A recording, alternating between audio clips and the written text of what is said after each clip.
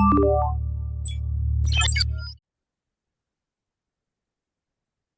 right. With the iron. The second Welcome to the first episode of the Big Bias Podcast. I'm Tobias Corbin, and I'm here with my very good friend and GCIT freshman baseball player and Denver high school quarterback, Vincent Ruple. How we doing today, buddy? What's up, bro? How we doing? Great. All right, so off rip, I want to just ask, how did you just keep grinding baseball and develop a love for the game? So baseball was an interesting story for me. I was back in, I want to say it was 2020. We were fresh off winning our first championship in baseball. We also won a championship in football that year too. So I was like, I really like this. And then in 2021, football just didn't really work out anymore. And I thought I should have saw more playing time than I did. So I decided to stop playing football. And, it's one of the biggest mistakes I made of my life as of now. But then, I just got a kickstart in baseball, grinding baseball. I didn't think I was going to come back to football. Luckily, I did. But, I love the game, just developed over time. I've gotten better and better. Really want to start playing travel ball in 11U with All Out, rest in peace, All Out. That kind of kick-started my game into what I am now. And, I'm super, super grateful to be playing high school baseball. I'm loving every second of it. Very nice. All right, second question is, how do you feel like your environment around your fellow players and the upperclassmen, you playing with them and stuff, how you feel like your connection with your team is? In football or baseball? Baseball. All right, with baseball, we have such a good group of guys, man. I can't stress it enough. Everybody from the top down. I mean, it helps that I played traveling against these guys for years and played with these guys for years. And even the guys on varsity have been super, super helpful and super, super nice, getting me working out, getting me to do all this stuff that I'd never seen before until now, and just learning and growing with the game. You learn something new every day, they say, and I really found with this group of guys that you do, and they get you right. So another question I got is, what was that? Oh yeah. At what age did you get introduced to the game of baseball? I want to say I was introduced to baseball at 5. 5 is when I started playing T-ball at Oak Valley. And I didn't stick with it at first. I quit after my first year at T-ball because it was boring. T-ball is boring. I never recommend any parent starting your kid at T-ball because I didn't like T-ball. I didn't like baseball until I decided to take it seriously in 2020, and I fell in love with the game. So, another question. Here's a good one. When you started developing your career path for baseball and such, did you like any of the training aspects of it, or nah? Was it tough or not? At first, everything's tough with baseball, man. You got to take a ball like this size with a bat of a barrel about that size, and you got to make contact with it. And B, you got to make hard contact through a hole somewhere. So it was definitely challenging. The training and of such, it was intense for travel. Starting off and running poles for messing up and doing stuff like that. But over time, it became easier. And, I love practicing. Practicing baseball is awesome, man. Yeah, nice. All right, so do you feel satisfied with how you are now, or do you want to keep grinding up to the top end, in the future? Oh, I absolutely want to keep grinding up to the top. If you didn't want to keep grinding from the top, why play at the start? Is what I say, man. And baby steps, of course. Being on the freshman team my freshman year, baby steps. But I know what I'm capable of doing. And in the coming years, everyone's going to start to see that. And I guarantee you I'll be playing varsity as soon as you know it. You'll know when I play varsity, man. I know I have the skills.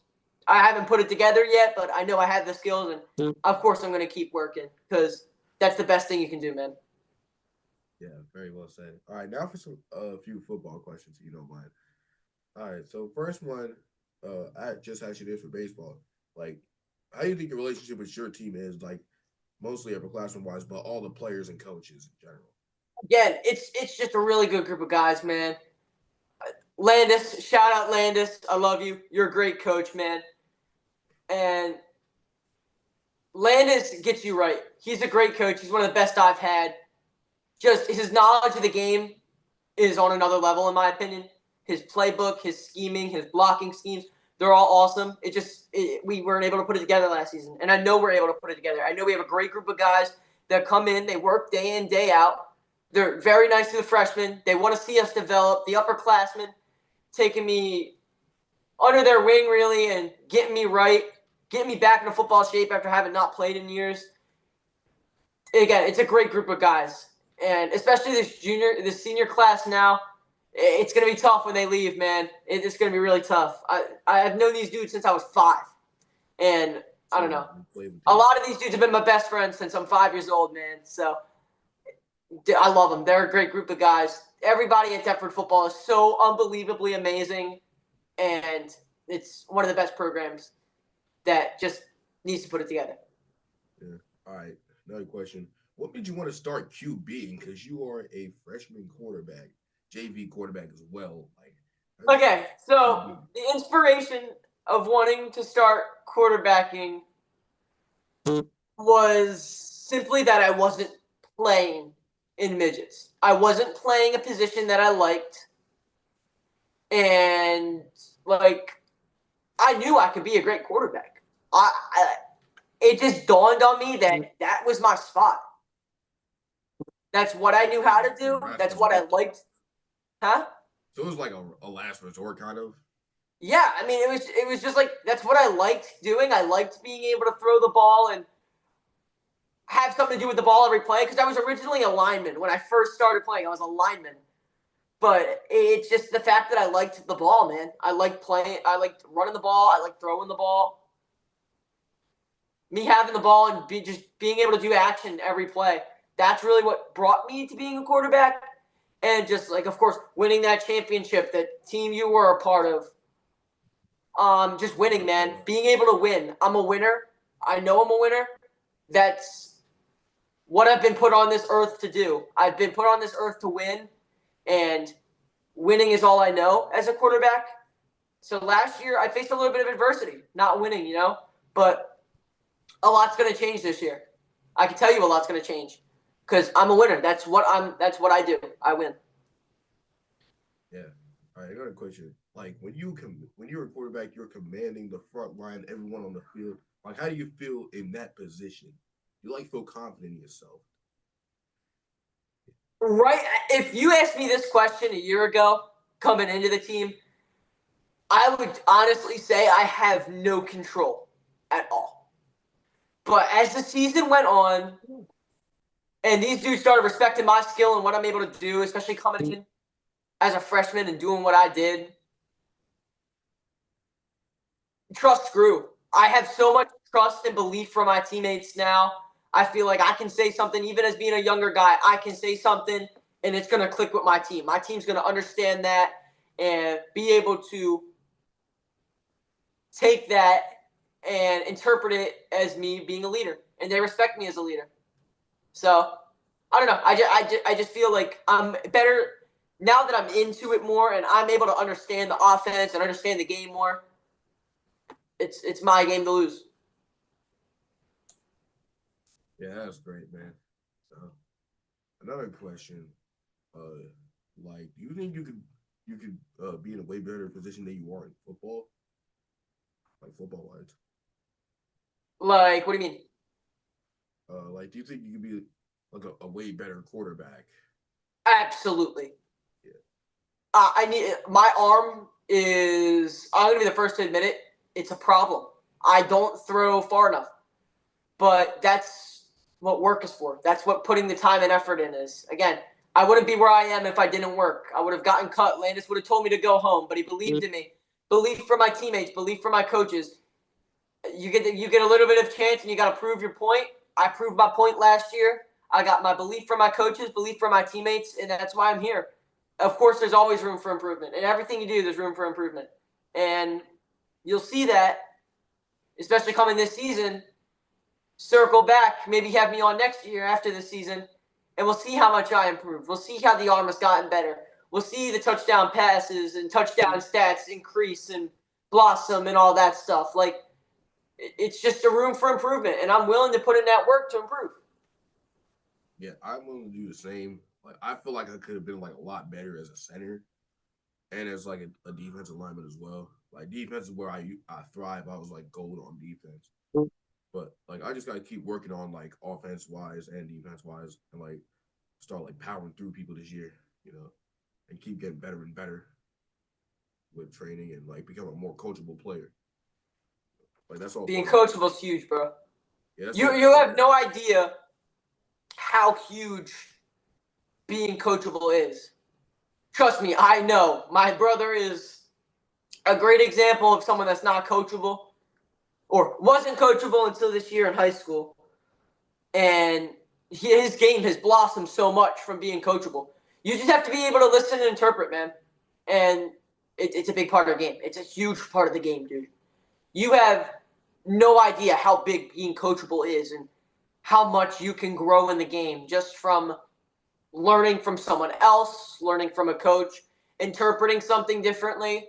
Like, as corny as it sounds, watch videos on YouTube. Watch young guys, old guys in the NFL, in the MLB, NBA, whatever you're doing. Watch them. Learn from them. Hell, even LeBron James has something that he can possibly teach you about basketball. So, just learn, man. Learn and grow. Yeah, I would say another aspect of like being a good team, like if you want to get better, you got to be consistent. You got to be like well disciplined in what you do, like for sure, because you can't like get better without consistency. You got to consistency is such a huge part of any game you play. Like, especially for me, playing baseball and not being in a spot where I get to play every day. If I'm inconsistent, bro, I'm done. I'm legitimately done. I might not see the field for the rest of the season, bro, if I'm not consistent. So, consistency is such a huge part of any game, especially baseball. And I feel like baseball is a perfect game to teach you consistency.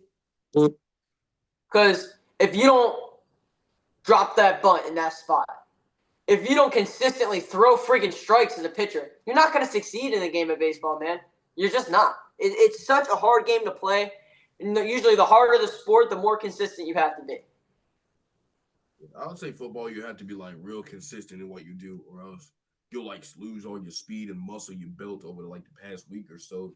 Consistent training, absolutely. Consistent training. And I feel like it hit, especially us guys coming in as freshmen last year. I feel like consistency really hit us hard, dude. Especially doing the training and shit. Consistency blew us up, dude. Especially that first 2 weeks. We're not used to any of the weight training. He legitimately made us come out, pick weights, pick up a bar. Some of us benching and squatting for the first time, man. Like, you had to be hella consistent, bro. Yeah, like have you benched before weight training in the summer? Or no? In football? Yeah. Dude, I never picked up a bar before that, bro. Oh, really? Well, you never squatted before? I did not pick up a bar until football last year, bro. Oh. Damn. I did not pick up a bar, bro. Oh, that's actually unbelievable. That's how new lifting was for me. But I became really good at it. I love lifting. That's what I love I'm like best at doing. Like benching is pretty much all I do, like strengthen my chest muscles and my arms too. Right, but you learned it and you stayed consistent with it.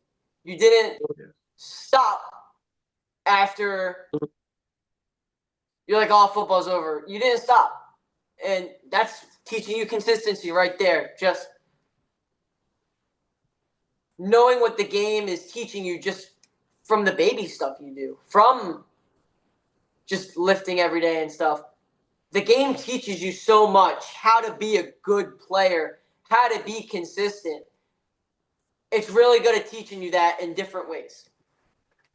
And like you said, picking up on that routine after how long we've been out of football now? A pretty good amount, like 4 months. Being out of it for 4 months, you still being able to lift and bench and do that consistently, it's going to help you as a player. You're going to see yourself grow as a player so much from last year just because you're putting in the extra work. Yeah, like the extra work is key. Going the extra miles, my dad says, like to get where you need to be in like a certain position. Right. Like you want to have like a leadership quotient of like a high leadership quotient. And like you want people to like recognize you as like a consistent person, be like, oh, that man's consistent, like he's coachable. Absolutely. Yeah, scouts will notice that. Scouts absolutely notice that. Baseball scouts too, they will pick you apart for anything you do. Baseball scouts will pick you apart for anything you do. And there was a perfect example last year. I was at the Gloucester Catholic and GCIT game last year. It was during my phase where I didn't know where I was going to high school. I didn't know if I was going to stay home or go to tech or not. And so I was checking out the sports. I would legitimately come home from school, sit around for 2 hours, and then go to the sports games to see where I wanted to go. And this is one of the moments that made me realize that GCIT was probably where I was going to go. That was one of the questions I was going to ask you. Like, why did you choose GCIT? Yeah.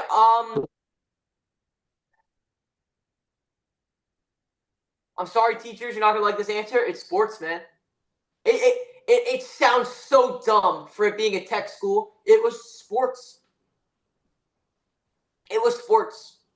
I loved GCIT's atmosphere. I loved what I saw on our coaching staff.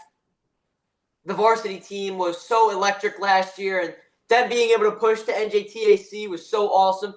And don't get me wrong, Deptford's team is amazing too. I know all those guys. Those guys are great people, great teammates, and they're an electric team as well. It's just the scouting opportunities at GCIT is so much better, man. When you get into high school, I want to play at that next level.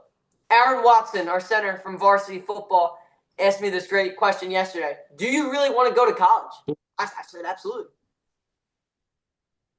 And you just got to realize that what you do, you got to take your work seriously, man. Football, baseball, I see it. It's my job. It's my job from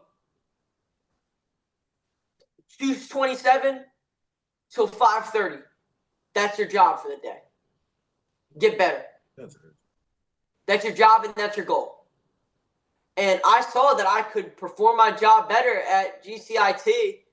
Plus adding the awesome academics we have here.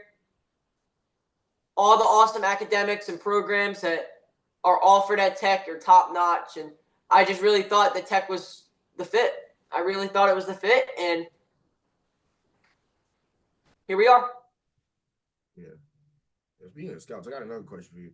Like, do you ever feel like pressured when, if you know, like a scout is coming or something from like colleges or like during a game or like a big championship game, like it's like make or break or something? Do you ever feel like nervous? I tell you what, you have no idea how much I stress in big spots. And I see myself as a very, very clutch person. Ask anybody you know. I tend to come through in big spots. Perfect example. Game on Tuesday, we got the bases loaded. We have nobody out. I mean, not really a pressure-packed situation, but I don't have a hit yet this season, right? So I'm going through the motions. I'm like, holy shit, I still don't have a hit this season. And I got the bases loaded. First pitch hunting, this at bat, smoke a 2-run single to center. Mm-hmm. And so, yeah, that was just me, but I was stressing. Heart was racing. breathing like before every pitch and stuff. Like, it's no joke how stressful sports can get on you, how important managing your nerves are in the games, and being able to attack at the right spot, even when being under stress and stuff, is super key. I feel like that's why we won our championship game, bro. When we did in midgets. I was stressing so hard before that game, bro. We just came out there and we performed. We were the better team that day simply because I think we could handle the emotions better. We were the better team. We were the better team at handling ourselves. That's why we won that game, bro. Overtime, it's anybody's game at that point. You saw how back and forth we were with that team. And for us to be the team to come through in a big spot like we did was something special. Yeah, we did pretty good back then. We defended well. We did offense really well, but they kept like keeping up. But when we just came out on top, we took it off. That's like because we just had like more heart. We just wanted to win. Speaking of that, here's a question: What? How much? How come you have so much heart like for the games you play, and you like take pride in everything you do? Like, what makes you want to do that?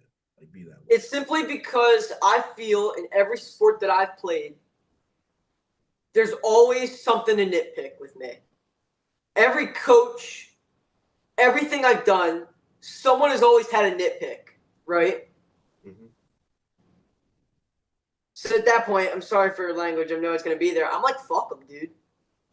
Fuck the doubt. I'm going to play, bro. I don't care what anybody thinks of my skill and stuff like that. I believe in myself, and my belief in myself is what drives me, what allows me to have so much heart. It's my belief in myself and my belief in my abilities and how I'm able to handle all those situations of doubt and suppression and what someone else's image should be of me and what my image of myself is on the field. It's simply proving people wrong, man. I have so much heart because I want to prove everyone that doesn't believe in me wrong. Yeah, that's a great mindset to have. Like for real, because you have like an open mindset. You want to prove everyone wrong who was like talking about you, saying you suck and all that. And, like you just like think it's hilarious because like look at me now, I'm on top. Like what you talking about? So that's pretty impressive. So another question. Uh, what was it? Where do you see yourself like in the sports world in the future? Like college wise or something. Or like that, yeah. We hope. We just hope to play D. I hope to play that I can play D1, man. And I know I'm capable of it. I just got to put in the extra work. I got to put in that extra mile. Because there's bound to be a day where someone doesn't, you know? Mm-hmm. I'm not on this Pottstown Scout Team, 14U Select, Diamond Quest, MLB The Show Scout Team, you know? I'm not that good. But I know that I can go somewhere with my skill. And I don't know. I don't know where I see myself in 10 years. I don't know where I see myself tomorrow. I just know that I have the heart and everything that I do is going to be better than the next day. Yeah. So, another question. What type of person do you present yourself as to your teammates? Like, what type of a teammate are you? Are you a leader? Like, what do you? I see myself as a leader, bro.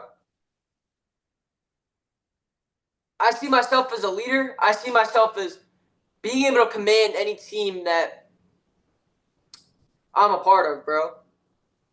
I'm not a captain on our baseball team for freshmen because, truthfully, I'm not the most popular dude on the team. I'm not the most well-liked dude on that team. But I see myself as a captain. I don't bitch. I don't complain. I go out there and I lead my team. I lead them, even when I'm not starting. Even when I'm sitting the bench, not even getting in that bat, I'm still leading the team. And same with football. Football, I play a more prominent role, but I still try my best to lead. And you see that. I try my best. Yeah, that's real great. All right, now another question: what is the biggest piece of advice that you would cherish forever that someone has given you about like football or baseball wise? Like anyone, like This goes football. for both sports. Nick Sirianni said it best.